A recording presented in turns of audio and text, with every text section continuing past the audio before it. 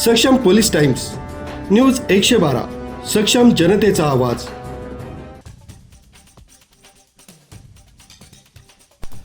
आर्थिकदृष्ट्या दुर्बल घटक आणि अल्प उत्पन्न गट यांना परवडणाऱ्या दरात घरे उपलब्ध करून देण्यासाठी शासनाला लागू केलेल्या समावेशक गृहनिर्माण धोरणाचा गैरफायदा घेत काही जमीन मालक, विकासक आणि बांधकाम व्यावसायिकांनी मोठा घोटाळा केल्याचं उघड झालंय.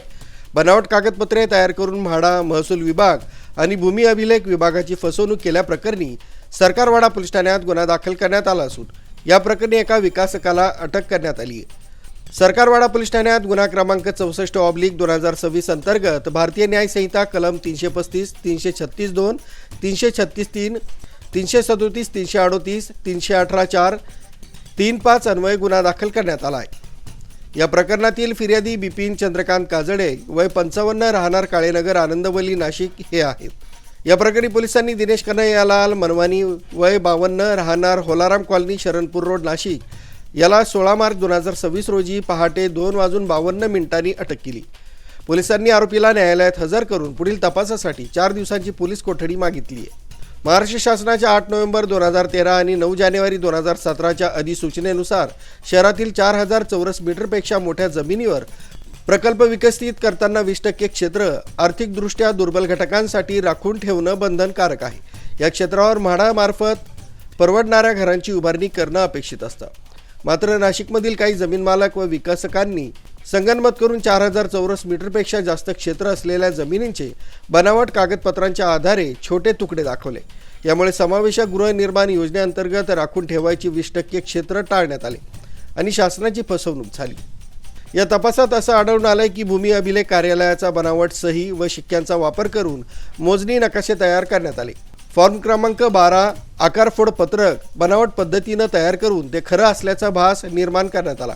हे कागदपत्र तहसील कार्यालयात सादर करून जमीन तुकडे करण्यात आले. प्रत्यक्षात या जमिनींची नियमित मोजणी झालेली नव्हती आणि भूमी अभिलेख कार्यालयाच्या दुरुस्ती नोंद वहीत त्याची कोणतीही नोंद नव्हती असं चौकशीत आढळून आलंय. म्हाडानं व्यक्त केलेल्या संशयानंतर जिल्हाधिकारी नाशिक यांच्या आदेशानुसार चौकशी समिती स्थापन करण्यात आली. अप्पर जिल्हाधिकारी यांच्या अध्यक्षतेखाली या समितीनं तपास केला असता 108 प्रकरणांची तपासणी करण्यात आली. त्यापैकी 49 प्रकरणांमध्ये गंभीर अनियमितता आढळून आल्या. ही प्रकरणे मसरूळ, वडनेर, दुमाला, देवळाली, आडगाव, आगरटाकळी, विहितगाव, नाशिक, नांदूर, दसक, पंचक, गंगापूर आणि चेडी या भागातील जमिनींसंदर्भात असल्याचं तपासात समोर आलंय. गुन्ह्यांतील एका महत्त्वाचं प्रकरण म्हणजे गंगापूर येथील सर्वे नंबर 70/1 या जमिनीचं आहे. या जमिनीचं एकूण क्षेत्र 1.20 हेक्टर असताना ते बनावट कागदपत्रांच्या आधारे 5 तुकड्यांमध्ये विभागलं गेलं. प्रत्येक तुकडा 0.24 हेक्टर क्षेत्राचा दाखवून स्वतंत्र 7/12 उतारे मंजूर करण्यात आले. या प्रकरणात अटक आरोपी दिनेश मनवानी यांच्या फर्मच्या माध्यमातून त्यांच्या भावाचे व हिस्सेदार म्हणून नोंद झाल्याचं तपासात निष्पन्न झालंय.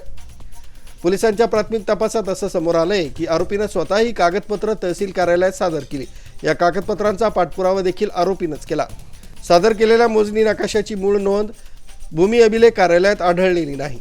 तसंच आरोपीनं वापरलेले बनावट नकाशे आणि शिक्के कुठे व कसे तयार करण्यात आले याचा तपास करण्यासाठी त्याची पोलीस कोठडी आवश्यक असल्याचं पोलिसांनी न्यायालयात नमूद केलंय.